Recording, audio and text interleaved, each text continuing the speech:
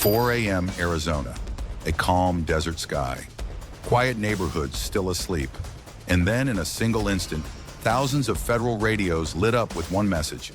Targets confirmed, execute. 3,200 federal agents, 5,500 arrests planned in a single morning. This would become Arizona's largest cartel takedown in history.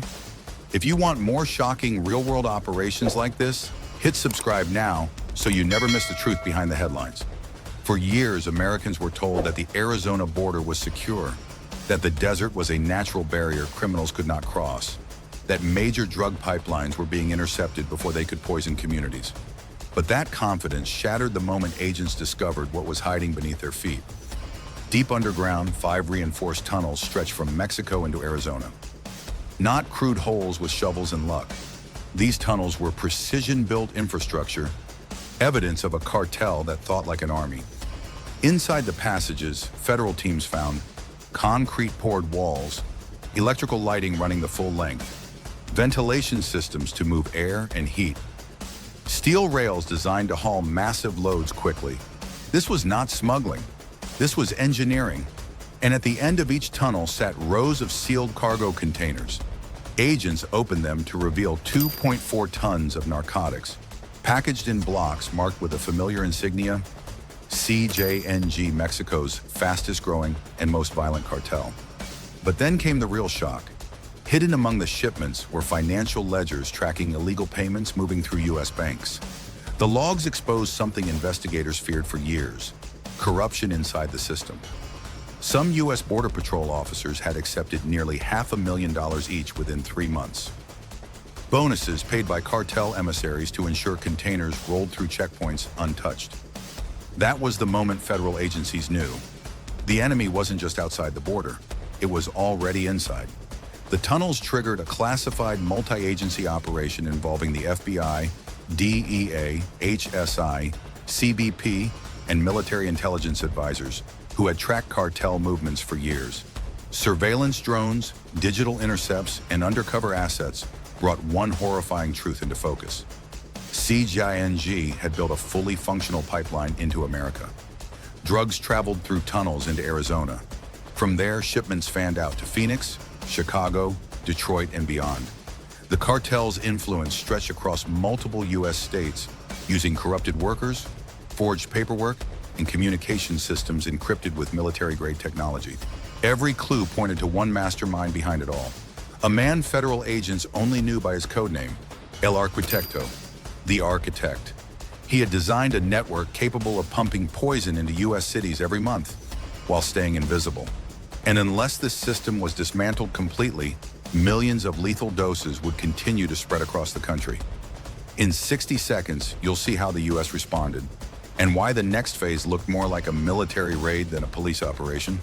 By the time agents fully mapped the tunnels, the bribe checkpoints, and the trafficking route pumping 2.4 tons of cartel product into U.S. cities every month, there was no doubt Arizona was compromised.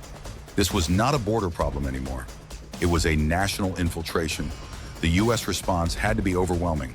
A classified operation was built around one objective: crush the network in one decisive strike before anyone could escape or destroy evidence. The plan was named Operation Desert Shield. 3,200 federal agents from the FBI, DEA, HSI, U.S. Marshals, Border Patrol tactical units, and military intelligence specialists who had tracked CJNG logistics for years, assembled across safe sites in Phoenix and Tucson. Their target list: 147 locations tied to the cartel's infrastructure. Stash houses, inside airport cargo bays, warehouse fronts, residential command hubs, shell business offices, hidden comm centers buried in industrial zones. Every unit had synchronized execution orders.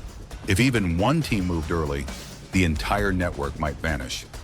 As the clock struck 4:03 a.m., the desert silence broke. Black Hawk helicopters ripped through the sky over Phoenix. Armored federal vehicles surged into neighborhoods that once looked perfectly normal. Cul-de-sacs, quiet rental homes, small businesses that never drew attention. On rooftops and street corners, snipers scanned for cartel counterfire. Inside Command HQ, A wall of screens tracked dozens of live drone feeds as squads moved toward doors.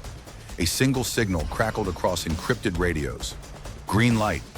All at once, steel battering rams smashed through reinforced doors. Flashbang grenades lit up dark living rooms. K-9 teams lunged through hallways searching for fugitives. In several locations, the threat level changed instantly. On the north side of Phoenix, agents breached a converted mechanic shop and were met with gunfire from armed cartel guards protecting a shipment due to leave at dawn. Tactical teams pushed forward under smoke cover, clearing the room with precision. When the dust settled, agents counted.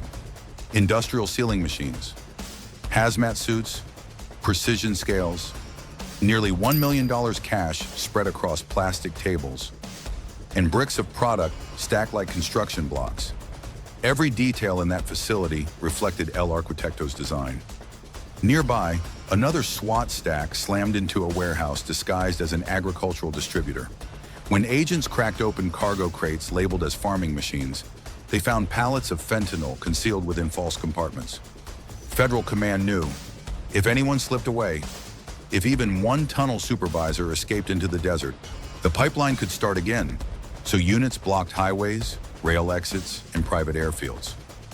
Drones patrolled rooftops and arroyos. No one was getting out. By sunrise, the results were staggering. 5,500 suspects detained statewide, from street-level couriers to corrupted airport personnel and mid-tier logistics managers. But as evidence trucks filled with seized laptops, encrypted radios, weapons, cash, and narcotics, agents kept asking the same question: where was El Arquitecto? Because if the mastermind escaped, this war wasn't over. In the next section, you'll see how the investigation exposed a deeper danger, a cartel blueprint designed to merge with American infrastructure, and the chilling truth about insiders already positioned to rebuild. Operation Desert Shield crushed the pipeline in one morning, but when analysts dug into the seized devices, they uncovered something even more unsettling. CJNG wasn't just smuggling into America, they were embedding themselves inside it. Encrypted chats, bank transfers disguised as salaries, assignment spreadsheets, similar to corporate logistics documents. The cartel did not treat this like crime, they treated it like business. The corruption logs showed clear strategies. The cartel targeted Americans who were struggling: debt, divorce, medical bills. Anyone desperate enough to accept an offer they couldn't refuse. Take the case of airport cargo handlers. 5 workers at Phoenix Sky Harbor did not begin as criminals. They were ordinary employees, quiet, punctual, unnoticed. One father had 2 jobs and a son with a heart condition. Another was behind on his mortgage and about to lose his home. CJNG approached them with empathy, not threats. Just scan this shipment. Nobody gets hurt. One quick favor. Then payments came weekly. $10,000, $15,000, sometimes $30,000 for a single shift. One tap on a handheld scanner, a 6-second label swap, and an entire container bypassed the screening, straight into a waiting truck. 6 seconds that fed 2.4 tons of poison into the US every month. Then investigators uncovered the digital backbone, hidden relay devices installed in rafters of warehouses, encrypted radios that piggybacked on airport communications, a secret server inside a Tucson storage depot connected to a remote command center run by El Arquitecto himself. That server tracked cargo schedules, border patrol rotation, police dispatch activity, drone patrol routes, real-time mapping of US vulnerabilities. Federal cybersecurity teams were stunned. This wasn't a random cartel network. It was a criminal architecture built to last. Agents realized the Arizona tunnels were only one branch of a larger system.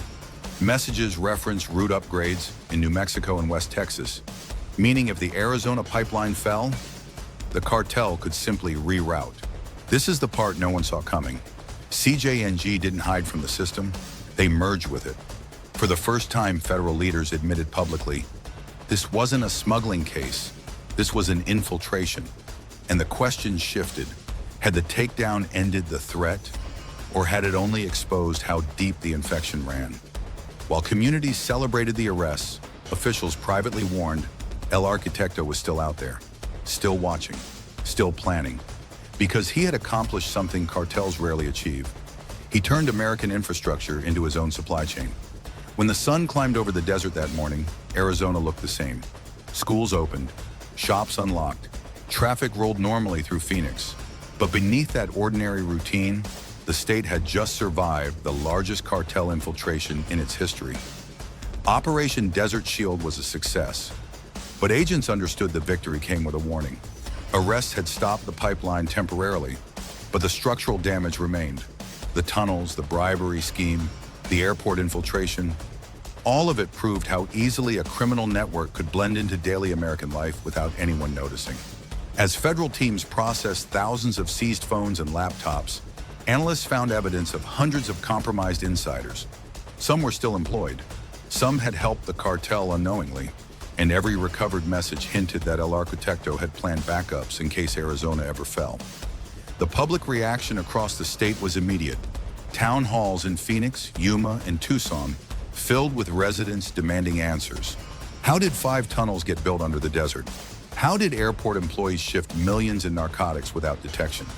How did a cartel learn so much about American security weaknesses? For families who lost loved ones to fentanyl overdoses, the revelations were devastating. They always suspected the crisis was bigger than street dealers. Now they had proof. 2.4 tons a month didn't just appear in their neighborhoods. It was engineered, crafted like a product pipeline, calculated for profit. And those 5 secretly reinforced tunnels were only one part of that pipeline. Federal officials launched widespread reforms at lightning speed. A joint DHS-DOJ group called the Arizona Redeployment Task was deployed statewide. Border Patrol teams received new financial screening and lifestyle audits to detect unexplained income before corruption spread again. Underground detection units with seismic sensors began sweeping high-risk areas along the border, searching for any sign the cartel had already begun reconstruction. At Phoenix Sky Harbor, the cargo system was rebuilt from the ground up. New rules required tamper-proof digital labels, biometric access to cargo bays, automatic federal alert systems if containers change lanes. For many workers, this was the first time they realized how a 6-second action had nearly rewired the entire state's security. But the deeper challenge wasn't technology, it was trust. Communities wanted reassurance that the systems sworn to protect them were no longer compromised. And agencies struggled with a brutal truth. Criminal organizations adapt faster than governments. If they rebuilt tunnels in New Mexico or West Texas tomorrow, the cycle could begin again. El Arquitecto had proven he understood American weaknesses, not by attacking them from the outside, but by living inside them. Operation Desert Shield showed that Arizona was caught sleeping once. It won't sleep again, because when corruption hides in plain sight, the fight to protect a state must never end. If you believe these real operations must be exposed, share this story so more people know the truth. And if you want the next chapter of the hunt for El Arquitecto, subscribe so you never miss what happens when the FBI, DEA, and U.S. military strike again.